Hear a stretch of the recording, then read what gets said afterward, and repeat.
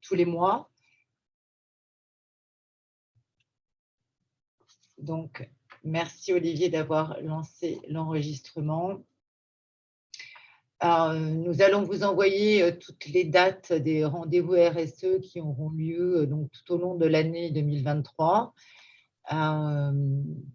sur des sujets qui seront des sujets d'actualité, mais aussi des sujets en fonction de ce qui se passe dans les établissements de santé tout au long de l'année. Donc, on parle de plan de mobilité, on parle de la semaine de l'alimentation, on parle de la semaine du développement durable. Donc, on collera au mieux avec Primum Non Nocere et Grant Thornton l'actualité des établissements de santé. Bien évidemment, c'est co-construit avec l'ensemble des établissements de santé. Donc, bien évidemment, si vous souhaitez que l'on aborde des sujets qui vous tiennent à cœur, n'hésitez pas à nous le dire, n'hésitez pas à nous en faire part, soit dans le chat aujourd'hui ou soit par mail.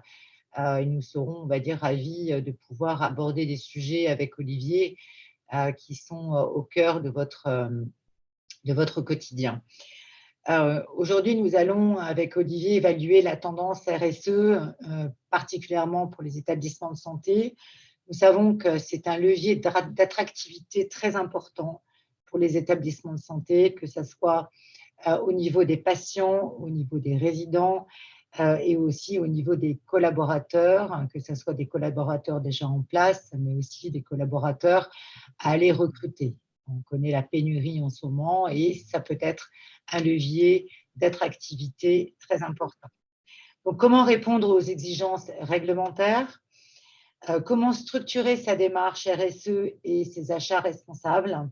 Comment embarquer toutes les parties prenantes des établissements de santé?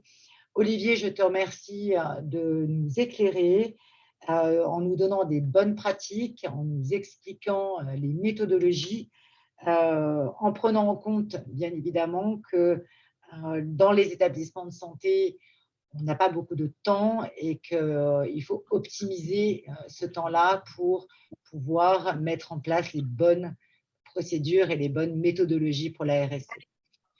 Donc Olivier, je te donne la parole pour cette heure ensemble et nous finirons par des questions-réponses. N'hésitez pas à les mettre aussi dans le chat, nous les lirons au fur et à mesure. Merci Olivier.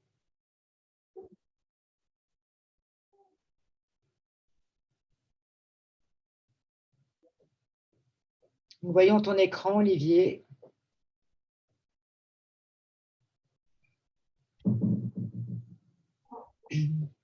Est-ce que tu nous entends correctement? Alors, nous, on a perdu le son, Olivier.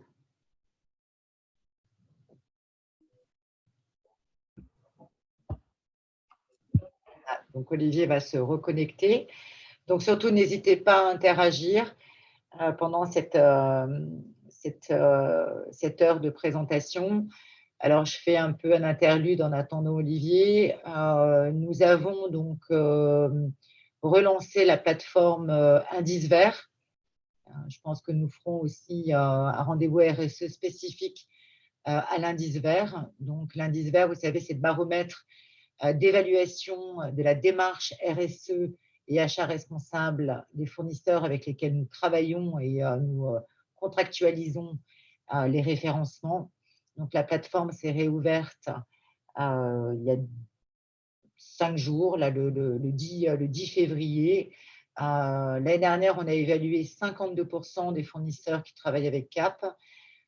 Cette année 2023, on a l'ambition de réévaluer et d'évaluer 70% des fournisseurs qui travaillent avec CAP. Et en 2025, nous avons l'ambition d'avoir 100% des fournisseurs qui sont évalués par l'indice vert. Voilà, donc l'indice vert a été repensé, le référentiel a été retravaillé et nous sommes en train d'évaluer. Donc, tous les fournisseurs répondent entre 30 et 40 questions. 40 questions le maximum pour l'évaluation des prestataires de restauration. Donc cette norme, ce baromètre est assis sur le référentiel 26 000.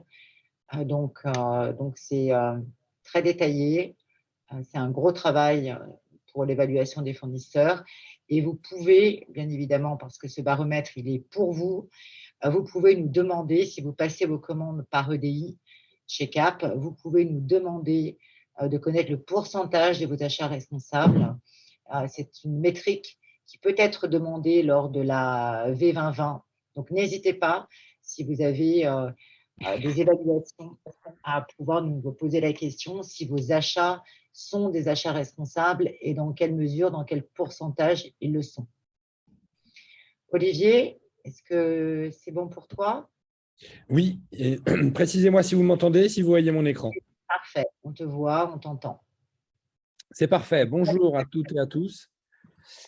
Et merci de nous rejoindre à cette réunion. Alors aujourd'hui, c'est un point important. Évaluer sa tendance RSE, qu'est-ce que ça veut dire, pourquoi, dans quel objectif, quelles sont les réglementations opposables? Eh bien, on va vous résumer tout ceci dans cette présentation. Si ma souris veut bien fonctionner. Voilà, alors quelles sont les réglementations qui sont à l'œuvre aujourd'hui? Eh bien, l'histoire a commencé en 2009 avec la loi Grenelle 1, puis en 2012 avec la loi Grenelle 2. Cela a été suivi par de très nombreuses réglementations comme la loi Elan, le décret tertiaire que vous connaissez tous puisque vous avez déclaré sur le site Opéra de l'ADEME ces derniers mois vos consommations d'énergie sur la précédente décennie.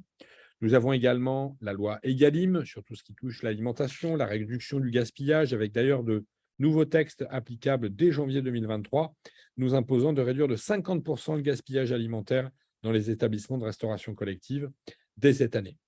La loi sur l'économie circulaire, la loi AGEC, qui imposera notamment la distribution des médicaments à l'unité dans les pharmacies pour les antibiotiques.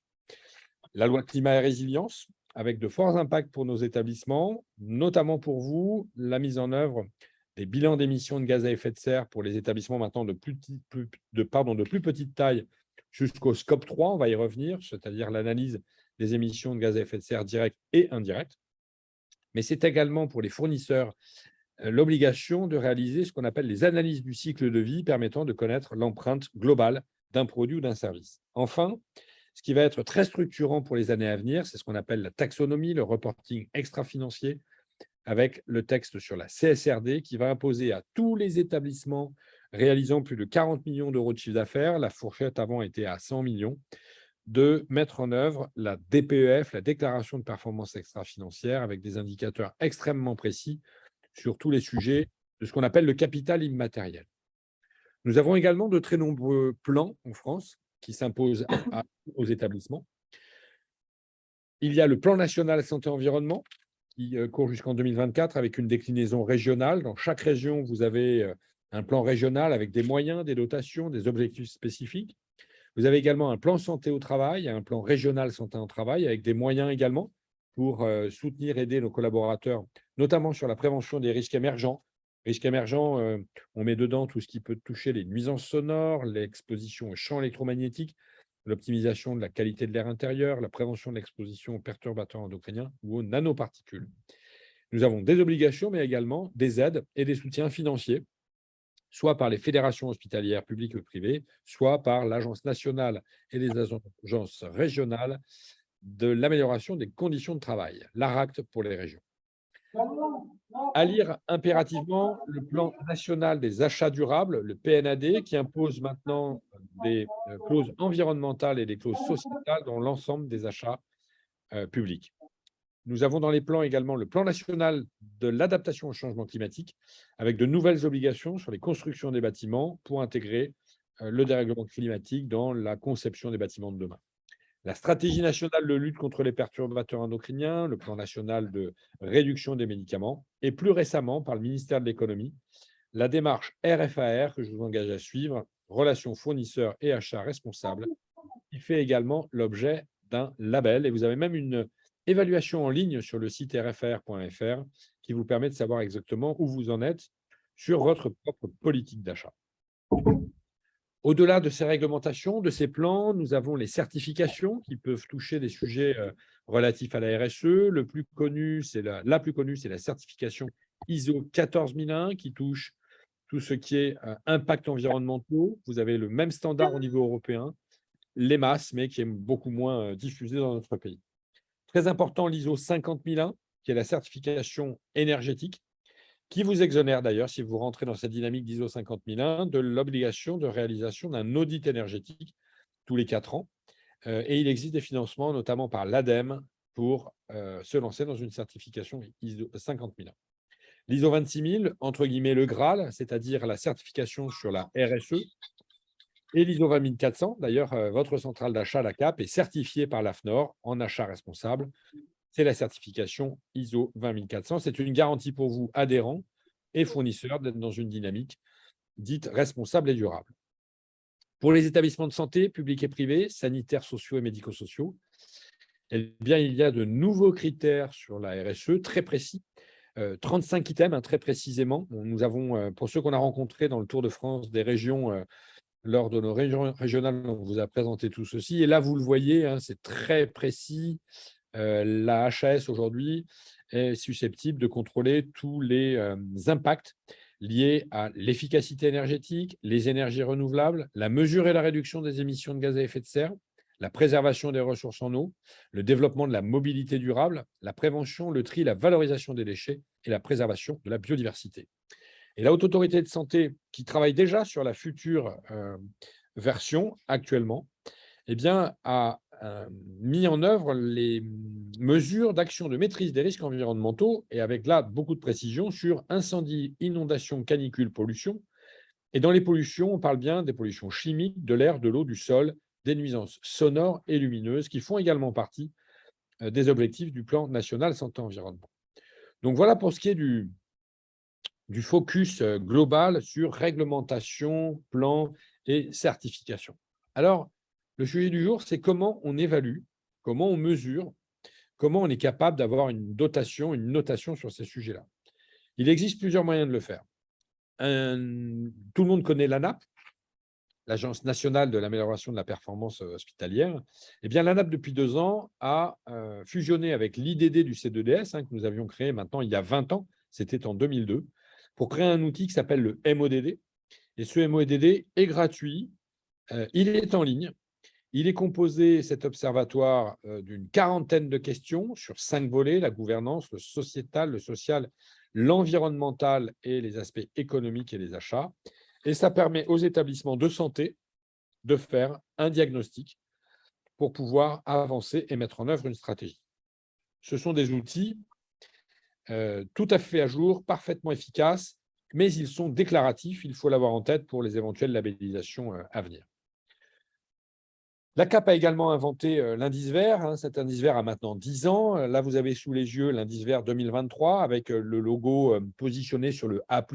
On était parti sur une dynamique extrêmement positive pour faire en sorte qu'il y ait en cotation A++, A+A, et maintenant B et C pour ceux qui ne répondent pas.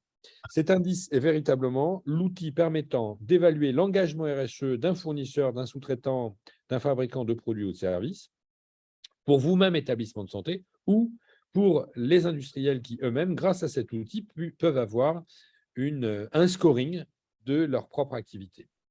Cet indice vert est décliné en 13 marchés différents. Par marché, il y a entre 30 et 40 questions. Et la bonne nouvelle cette année, c'est que ce référentiel est en français et bientôt en anglais, puisque logiquement, sous un mois, pour les industriels qui ont des usines ou des entités à l'étranger, ils pourront avoir la version traduite. Donc ça, c'est un outil majeur pour évaluer l'engagement RSE d'un fournisseur ou d'un sous-traitant. Alors, avant d'aller plus loin sur la mesure de la tendance RSE et les éventuels labels, il faut se remettre en tête les 3 grands enjeux que nous avons devant nous. Ces 3 grands enjeux sont incontournables. Bien sûr, je commence par agir pour le climat, mais ça n'est pas le seul, parce qu'on parle beaucoup aujourd'hui du CO2, mais ce n'est pas le seul sujet. Agir pour le climat, c'est bien sûr mesurer ses émissions de gaz à effet de serre, c'est maîtriser tout ce qui touche le bâtiment, aussi bien au niveau de sa conception ou de sa vie ou de son entretien, de sa maintenance, mais bien sûr toute la consommation d'énergie, directe et indirecte. Vous savez qu'il y a les 2 niveaux d'énergie. Les grands chantiers sur la mobilité, avec les plans de mobilité, les plans de covoiturage, la réduction des émissions de gaz à effet de serre liées à tout ce qui peut être transport des collaborateurs sur le domicile-travail, le transport des marchandises, le transport également des déchets ou des patients et des résidents. Agir pour le climat, c'est avoir une politique d'achat extrêmement précise avec des critères de choix pour garantir justement que l'on puisse réduire ces trois impacts que nous générons en permanence grâce à une politique extrêmement précise et des critères parfaitement définis, appliqués par tous dans une organisation. Bien sûr, l'impact du numérique. On sait aujourd'hui que le numérique représente 4% des émissions de gaz à effet de serre de notre pays et va doubler d'ici 2030, ce qui veut dire que nous serons à 8% d'ici 2030. Donc, agir sur le numérique, c'est également agir sur le climat et par extension sur la santé humaine. Enfin, agir pour le climat, c'est travailler sur l'éco-conception des produits ou des services et des soins et sur les déchets. On appelle plus communément maintenant les matières résiduelles. Je vous rappelle au passage que nous avons dans un établissement de santé 65 déchets différents et nous savons aujourd'hui valoriser, trier, transformer ces 65 déchets pour ne pas les détruire. Ça, c'est le cœur de l'économie circulaire, transformer les matières résiduelles des uns en matières premières pour les autres. Ça, c'est le premier défi auquel nous devons répondre si on se lance dans une stratégie RSE et qu'on veut la mesurer véritablement. Le deuxième défi, c'est d'améliorer les conditions humaines. Offrir une qualité de vie et des conditions de travail stimulantes, respectueuses pour les collaborateurs, tout ce qui touche la qualité de vie au travail, la qualité de vie et la santé au travail, tout ce qui touche également la diversité, le bien-être, les grands enjeux de la santé environnementale pour éviter toutes les interactions entre la santé et l'environnement ou l'environnement de travail et la santé. C'est d'avoir bien sûr des collaborateurs pour lesquels on sait rester attractif. La RSE devient un enjeu d'attractivité majeur dans le pays. On voit bien aujourd'hui que dans certains secteurs, les acteurs non engagés et qui peuvent le prouver sur la RSE n'arrivent plus à recruter les compétences de demain et bientôt les clients de demain. Améliorer les conditions humaines, ça touche à tous les sujets d'éthique, notamment. L'intégration de l'ensemble des parties prenantes dans cette stratégie et bien sûr le respect des droits humains. C'est le chapitre le plus complexe. Respecter les droits humains, réalisé auprès des fournisseurs, qui nécessite bien évidemment de la mesure de satisfaction, mais aussi du contrôle sur site et permanent si on veut avancer. Enfin, le troisième défi qui est devant nous, c'est la préservation des ressources naturelles.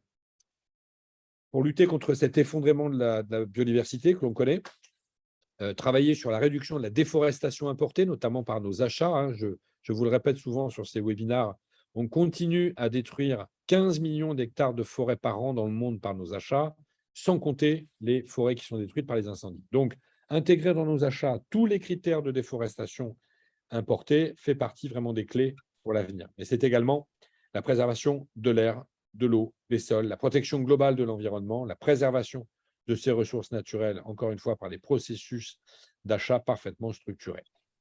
Voici ces grands défis. Alors, pour répondre à l'ensemble de ces défis, vous avez soit la possibilité de faire des évaluations déclaratives telles que je vous les ai montrées précédemment, que l'on appelle la méthode à très haute qualité sanitaire, sociale et environnementale, qui est contrôlée par un tiers extérieur. En effet, la clé de cette démarche, c'est d'avoir un contrôle externe pour ne pas être sur des déclaratifs. Comment ça marche? Eh bien, l'idée, c'est d'appliquer un référentiel qui comporte à peu près 120 points dans une organisation avec des déclinaisons sectorielles. On ne pose pas les mêmes questions dans un EHPAD, dans un service de soins à domicile, une crèche ou un CHU, bien évidemment, mais ce sont les mêmes réglementations qui permettent d'obtenir ce que vous avez à l'écran, c'est-à-dire un scoring global et complet, exhaustif, sur l'ensemble des thématiques de la RSE. Les 4 chapitres, l'économique, le social, l'environnemental et le sociétal. Alors, qu'est-ce qu'on voit sur un scoring comme celui-là? Eh bien, on voit ce qui est en vert. Vous avez ici des données en vert, c'est-à-dire des actions exemplaires. En clair, c'est la stratégie de communication d'une organisation, c'est l'échange des bonnes pratiques, puisque tout ce qui est en vert est mutualisable, et ça fait partie de cette communauté que l'on appelle THQSE pour partager ces bonnes pratiques. Ces données peuvent être également agrégées pour de nombreux groupes. On y détecte aussi eh bien, des points en orange ou en rouge. Eh bien, là, on voit très clairement, c'est une organisation qu'on a anonymisée de plus de 500 collaborateurs qui n'a pas respecté la réglementation sur la réalisation du plan de mobilité. Eh bien, ce sera une préconisation de niveau 1. Ensuite, l'objectif d'une telle méthode, c'est de prendre toutes les thématiques qui sont inférieures à 70% pour eh bien, les accompagner et être de ce fait supérieur à 70%. Donc, c'est une méthode qui permet en quelques mois d'obtenir des résultats. Voici les résultats Anonymité, je peux vous dire le secteur, ça c'est une pharmacie, puisqu'aujourd'hui on est dans un univers où, j'ai envie de dire, tous les acteurs de la santé s'engagent. Aujourd'hui, nous avons des CH, des CHU, des EHPAD, des ESAT, des cliniques, des hôpitaux, des GHT, des ARS, des centrales d'achat, comme la CAP, qui est labellisée, qui s'engagent sur ces sujets-là. Eh bien, voilà le travail réalisé. Ça, c'est une pharmacie qui est arrivée au plus haut niveau. Ils sont arrivés vraiment à ce qu'on peut faire de mieux dans le pays.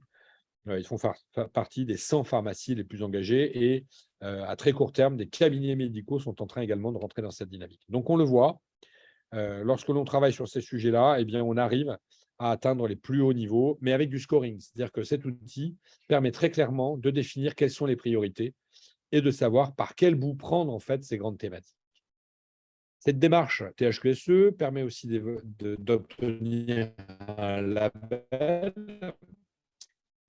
qui n'est pas décerné par nous, qui est décerné par Socotec, qui est l'organisme tiers indépendant, permet bien justement d'échanger sur les bonnes pratiques pour pouvoir optimiser ce grand réseau des acteurs de santé engagés sur ces sujets-là. Depuis 2022, la démarche THQSE a été reconnue au niveau international par le consortium Responsibility Europe, qui permet également de faire des collections dans toute l'Europe sur ces sujets-là. Et depuis peu, depuis un mois, les Canadiens ont rejoint cette dynamique Responsibility Europe. Enfin, dans une démarche RSE, un point clé, c'est aussi de s'adresser à son expert comptable. Aujourd'hui, vous avez des experts comptables capables de vous sortir ce logigramme, tendance RSE, pour alerter. On voit bien là, les codes couleurs sont très simples. Là, c'est un établissement également que j'ai anonymisé. Eh bien, tout ce qui est en vert est réalisé, tout ce qui est en orange est en cours, et tout ce qui est en rouge reste à faire. Surtout au regard pour les grosses sociétés de cette nouvelle réglementation européenne, la CSRD, je le rappelle, qui va toucher toutes les sociétés de plus de 40 millions d'euros. Donc, votre expert comptable peut également vous aider à évaluer cette tendance RSE. Enfin, et c'est un point clé, un des plus compliqués, c'est pour ça que vous travaillez avec la CAP et avec cette centrale d'achat, la dynamique, c'est d'évaluer l'engagement de ses propres fournisseurs. Alors, il y a deux sujets. Il y a tous les fournisseurs référencés par la CAP, ils sont déjà évalués puisque vous avez le score ICAP.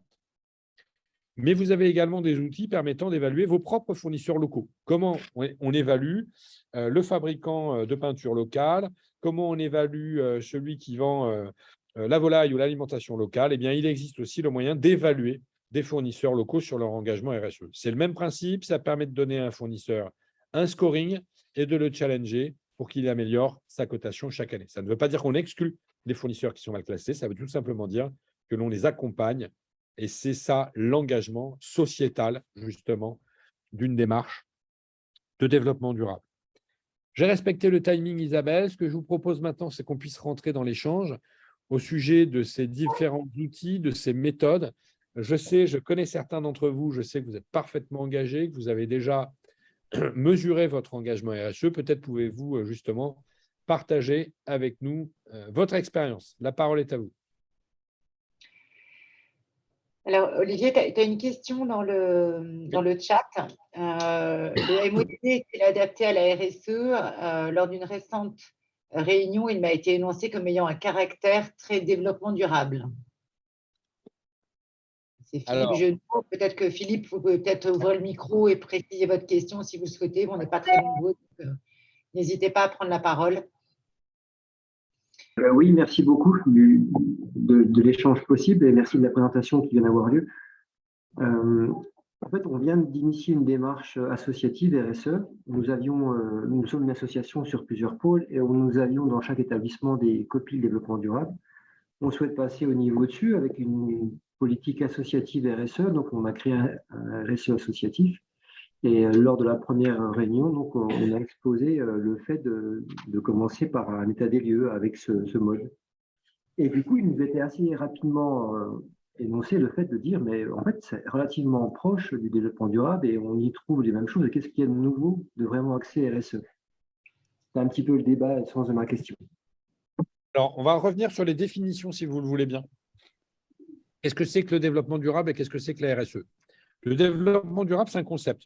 Il date très précisément de 1989. Le développement durable, c'est le concept qui dit qu'on va mettre en œuvre un développement aujourd'hui au quotidien sans compromettre le développement des générations futures, la capacité des générations futures à assumer leur propre développement. C'est qu'on va on va dire on ne consomme pas les ressources de demain, pour faire court. On ne va pas détruire la planète, les écosystèmes, on ne va pas participer au dérèglement climatique. Donc, c'est concourir avec une action quotidienne à cela. C'est un concept. La RSE, c'est le plan d'action, c'est la traduction du concept en action. C'est-à-dire que le développement durable est un concept de développement sans compromettre la capacité des générations futures à se développer. Et la RSE, c'est votre plan d'action. Donc, en fait, on dit les mêmes choses. Il y a d'un côté le concept, de l'autre côté la RSE. La RSE, c'est vraiment 4 piliers. Il ne peut pas y avoir d'action relative au développement durable ou à la RSE si on n'est pas sur les piliers économiques, social, environnemental et sociétal. La RSE, ce sont ces 4 chapitres-là. Ce n'est pas l'environnement. Souvent, en France, on pense que la RSE, c'est l'environnement. Non, non, non, non. Ça n'est pas que cela. La qualité de vie et la santé au travail des collaborateurs, le baromètre de la santé au travail des collaborateurs, le respect des droits humains chez vos fournisseurs, la gestion de l'énergie, de l'eau, la pollution de l'air, enfin, tous ces sujets-là font un grand tout.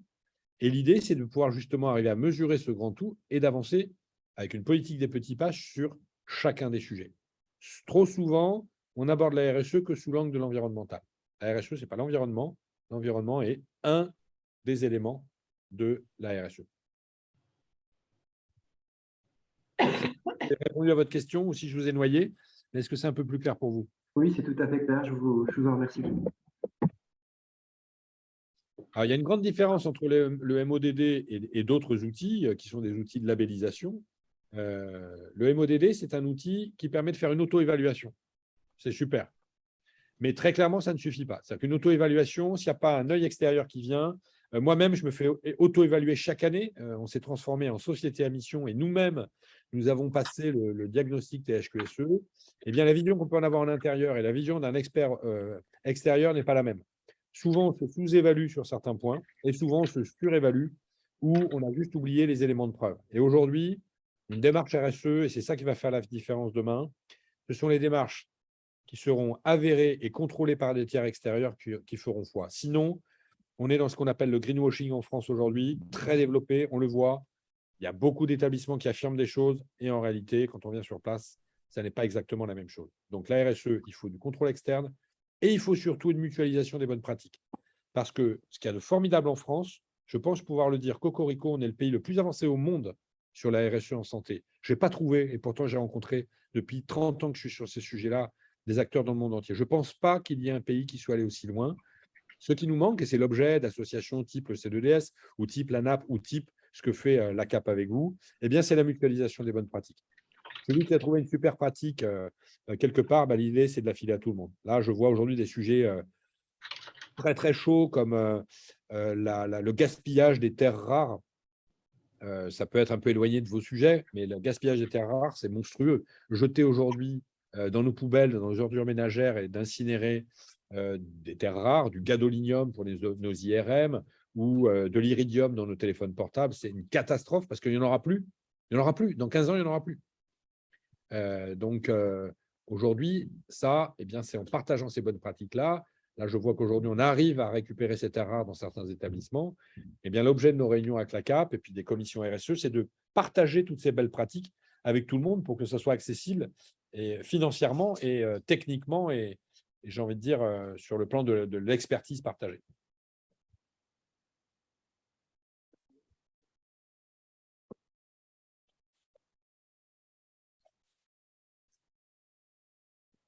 J'ai perdu tout le monde ou c'est l'hypoglycémie? Non, non, on est là. Ah, je me sens Comme moi, je tout suis là en tout cas. Mais malheureusement, je vais devoir vous laisser. Donc, je te laisse la main, Olivier, totalement sur la fin de cette présentation. Merci encore à toi pour tous ces éléments toujours très riches et qui nous permettent de mettre en place une belle démarche structurée, structurante aussi pour les collaborateurs. Et n'hésitez pas, en effet, à faire des retours d'expérience sur ce que vous vivez dans les établissements de santé. Alors, je n'avais pas vu les informations dans le chat. Je vais voir s'il y a des questions. Non, j'en vois pas. Oui, le support, vous l'aurez. Hein. Il n'y a pas de problème. Systématiquement, je le fais. Vous aurez même une vidéo qui va résumer ce que je vous ai dit en 5 à 6 minutes. Est-ce que certains d'entre vous, autour de la table, ont des expériences j'en connais hein, autour de la table, je ne vais pas vous faire l'affront de vous solliciter, mais il y a des gens déjà parfaitement informés. Nelly Fansiri, par exemple, je suis ravi de te voir. J'imagine que tu Merci, fais Olivier. une auto-évaluation, j'imagine que tu as fait des choses. Si tu as un petit témoignage, ça peut être intéressant parce que parler tout seul à mon ordi, c'est vraiment ma santé mentale qui est en jeu là. Fais quelque chose, s'il te plaît. Est-ce que j'ai pu mettre en place des choses là, actuellement? Oui, sur la dynamique, si tu veux, là aujourd'hui, l'idée, c'est comment on mesure, comment on arrive à avoir une tendance dans un établissement de santé pour savoir par où le prendre. Donc, tu as une grande expérience là-dessus. Ah ben non, mais ça c'est certain, l'état des lieux est indispensable. Et de toute façon, on est dans une vraie démarche d'amélioration continue et de qualité. Donc, au départ, il faut partir d'éléments factuels et puis faire un réel état des lieux sur l'ensemble des piliers, comme tu l'as dit, hein, parce que c'est pas, et c'est ça qui a été notre défaut, c'est qu'au départ, on s'est simplement focalisé à l'aspect environnemental, sauf que c'est pas que ça. Et du coup, c'est super enrichissant. Mais comme tu l'as soulevé, c'est aussi difficile parfois d'avoir des éléments de preuve dans ce qui est fait parce qu'on le fait et qu'on n'y pense pas, du coup, et que derrière, et c'est hyper important quand on démarre une démarche comme ça, d'avoir un état des lieux, les éléments de départ et de savoir vers quoi on veut aller. Donc là, nous, on est en train j'ai réalisé un questionnaire pour faire une enquête interne donc auprès des collaborateurs sur ce qu'ils connaissent du développement durable de la RSE, de ce qu'ils connaissent de ce qui est fait au sein de l'établissement, pour voir aussi, pour mesurer aussi notre communication interne, savoir ce qui est fait, est-ce que c'est perçu comme du développement durable, parce que c'est pas toujours ça aussi qui est facile d'identifier. Puisque, comme tu le disais aussi, tout ce qui est en lien avec la QVT n'est pas obligatoirement vécu et identifié comme étant de la RSE. Et en parallèle de tout ça, il y a plein de démarches de certification ou de démarche qualité, comme la certification HAS, comme l'initiative Hôpital Ami des bébés pour les maternités, comme, bref, plein de démarches de le label GRAS pour la RAC, qui sont en fait en soi des démarches en lien avec la RSE. Donc, voilà. Merci beaucoup pour ce témoignage. Alors, il y a une question dans le chat. Là. Vous me dites, avez-vous des exemples de mutualisation de démarches RSE entre établissements illustrant le bénéfice du collectif, s'il vous plaît? Alors là, je peux vous en écrire un bouquin. Je vais essayer d'être synthétique et de donner des choses qui parlent à tout le monde. Allez, prenons un exemple sur l'économie circulaire, les déchets. Justement, Nelly Fansiri qui vient de parler dans les Hauts-de-France. Dans les Hauts-de-France, on collecte les déchets fermentescibles des cliniques, des hôpitaux, c'est-à-dire les déchets des cuisines. Et au lieu de jeter ça dans les ordures ménagères, parce qu'hélas, trop souvent, même si c'est interdit, on continue à le faire, France entière, eh bien, ces déchets sont transformés en méthane et ce méthane fait tourner les tramways du centre-ville de Lille. Eh bien, ça, si vous voulez, c'est le cœur de la RSE. C'est-à-dire qu'avec une action comme celle-là, on réduit les déchets, on réduit les impacts sur l'environnement, on réduit les impacts sur la santé humaine parce qu'on génère moins de particules fines et on réduit le coût et on crée des emplois locaux. Donc ça, c'est vraiment une belle image. Autre stratégie en cours, toujours dans les Hauts-de-France, qui est une des régions les plus engagées, on est en train de mettre en place une filière de collecte du verre médicamenteux. Alors, ça ne concerne pas tous les établissements, ça concerne plutôt le secteur sanitaire. Mais le verre médicamenteux, aujourd'hui, est un fléau puisqu'on le jette, on l'incinère, on le met dans les ordures ménagères. Il n'y a pas de filière en France pour le revaloriser. On vient de faire une petite étude, on est sur des centaines de tonnes par région. Je pèse bien chaque chiffre que je viens de vous donner, des centaines de tonnes, alors qu'aujourd'hui, on commence à manquer de verre partout dans le pays, dans la fabrication du béton ou pour les viticulteurs. Ça peut faire sourire, mais leur principal problème dans les 5 ans à venir, c'est les bouteilles en verre. Donc ça ne peut se faire qu'à une condition, trouver des établissements qui soient prêts à catégoriser le verre, c'est-à-dire je mesure, je suis capable de dire, ben voilà, comme a fait ça le CHU de Grenoble, le CHU de Montpellier et la clinique Pasteur à Toulouse. C'est grâce à ces 3 acteurs qu'on a réussi à déterminer que pour ces 3 établissements, c'est 100 tonnes de verre par an. Grâce à ça, on a trouvé un prestataire en capacité d'investir pour justement créer une dynamique demain.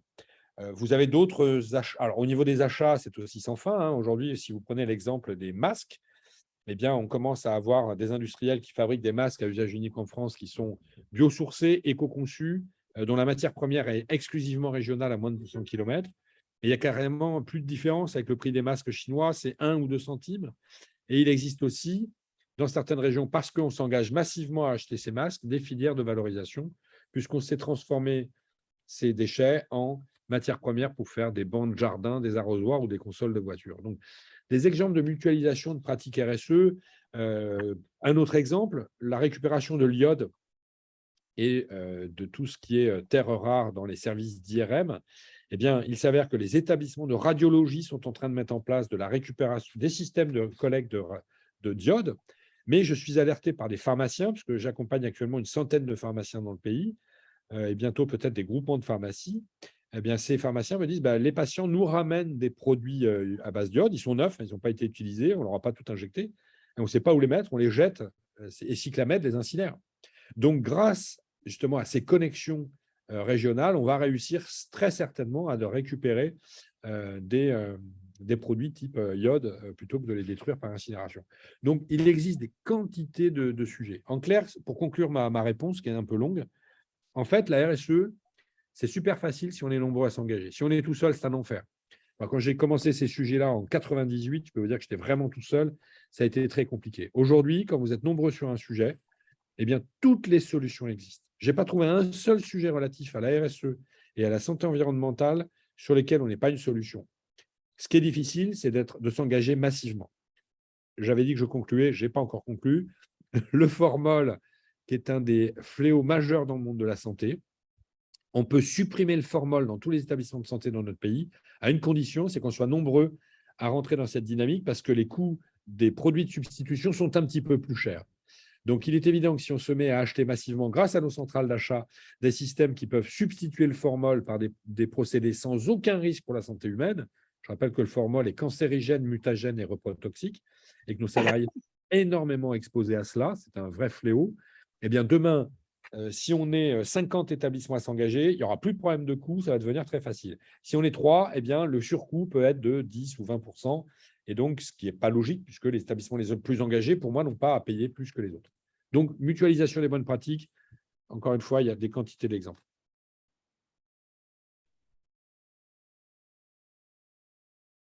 Alors oui, pour avoir le sujet du verre médicamenteux, c'est la société Cosmolis à Lille qui va se lancer dans la collecte, le traitement et la revalorisation du verre médicamenteux. La filière n'existe pas encore. Ils sont encore dans l'étape de conception, mais ils vont ouvrir sur l'île ce nouveau service. Que faire des médicaments périmés à éliminer dans les établissements de santé, vu que Cyclamed n'accepte pas les médicaments des particuliers? Alors ça, c'est un fléau, en effet. C'est un fléau puisque Cyclamed, qui est financé par les industriels, dans son objet, et ça fait 20 ans qu'on essaie de les faire bouger, on n'y arrive pas, c'est le traitement des médicaments des particuliers. Eh bien, dans la santé, il n'y a pas de solution puisqu'il n'y a pas d'éco-organisme dont c'est la mission. Donc, la seule solution, déjà, à mon avis, c'est de mesurer ce gaspillage. C'est-à-dire qu'aujourd'hui, il faut peser, mesurer en euros ou en volume quelle est la quantité de médicaments que je jette. Moi, je le fais dans certains établissements. Quand on arrive à 1 mètre cube de médicaments par mois ou de dispositifs médicaux, il y a peut-être un problème de gestion des stocks aussi. Donc, la notion de mesure est aussi une notion de gestion qui est importante. Ensuite, il existe des filières qui ne sont pas des DASRI, d'incinération des médicaments, puisqu'il faut apporter la preuve de l'incinération, qui sont moins coûteuses que les DASRI. Donc, si vous vous adressez à votre prestataire de DASRI, il peut très certainement vous proposer une filière moins coûteuse que celle des DASRI. Mais il n'y a pas d'autre solution que de détruire par incinération.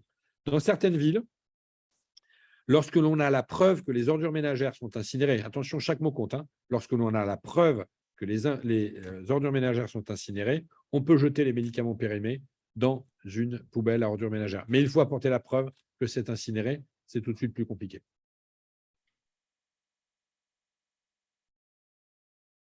Où pouvons-nous trouver les coordonnées des entreprises de recyclage que vous avez nommées? Alors, ça dépend de la région dans laquelle vous êtes.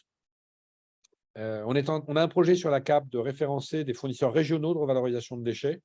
Donc, c'est un projet CAP pour l'instant qui n'est pas encore mis en œuvre. Mais vous avez aujourd'hui un réseau qui identifie les prestataires. Vous avez, je vais retrouver le nom. Il y a un réseau qui permet d'identifier en ligne. FEDEREC. FEDEREC, F-E-D-E-R-E-C, c'est le syndicat, c'est la FHP ou la FEAP des traiteurs de déchets qui met en ligne les prestataires locaux.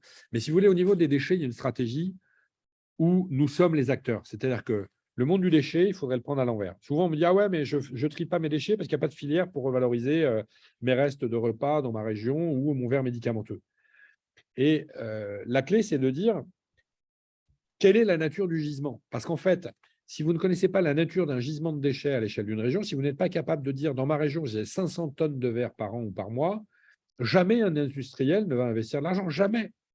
Donc, la clé, c'est pour ça que je crois beaucoup dans les réseaux d'établissements ou les centrales d'achat comme la CAP qui peuvent identifier le gisement de déchets à l'échelle d'un territoire.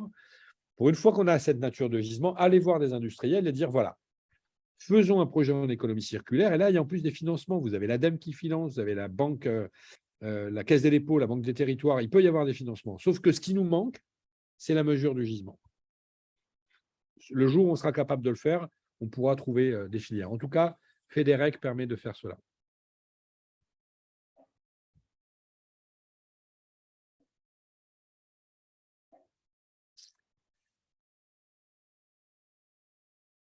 Alors, pour donner les restes des repas à les associations, oui, si vous apportez la preuve du respect du circuit de la liaison froide ou de la liaison chaude. Ça, c'est tout de suite plus compliqué. Donc, si vous avez des restes dans une gamelle, non. Mais si vous apportez la preuve que votre produit a été conservé, a respecté tout ce qui est liaison froide et liaison chaude, oui, bien sûr, vous avez des établissements aujourd'hui qui même le vendent à leur personnel, le mettent en ligne sur certaines applis qui fonctionnent très, très bien. Donc, oui, mais il faut apporter la preuve du respect des températures. Et que ce soit à un établissement, pardon, que ce soit à une association ou autre. Vous avez aujourd'hui des établissements qui ont une appli et ils envoient à leurs collaborateurs à tous les jours à 18 h la liste des produits que l'on peut récupérer pour 1 € en descendant au self. Donc, c'est un avantage aussi social très, très intéressant. Mais toujours pareil, avec des éléments de preuve évidents du respect des maintiens en température.